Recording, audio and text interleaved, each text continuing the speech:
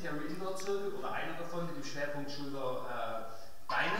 Ihr geht raus, nachdem ihr 5 Minuten auf dem Fahrrad wart und fangt dann die ganz normale Kreuze. Macht 8 Wiederholungen. Achtung, ich schließe jetzt nach 4. Wenn ihr das habt, kommt direkt die Schulterübung. Ihr geht rüber, macht ganz normales Schulterdrücken. Auch hier 8 Wiederholungen. Bauchmuskel anspannen, sauber stehen. Wenn ihr diese 8 Wiederholungen habt, geht ihr zu den sogenannten Sumo-Kniebeugen. Bei den Sumo-Kniebeugen achtet drauf, wie im richtigen Leben, je tiefer, desto besser. Ja, schön runtergehen, rausgehen und 8 Wiederholungen.